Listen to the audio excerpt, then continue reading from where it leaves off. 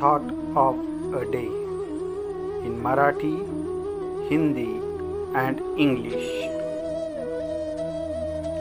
किसी भी चीज़ से मत डरो, तुम अद्भुत कार्य करोगे।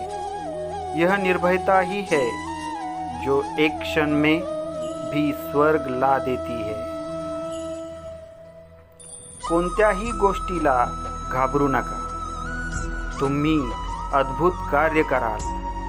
ही निर्भयता आहे जी क्षणातही स्वर्ग मिळवून देते। Be not afraid of anything, you will do marvelous work.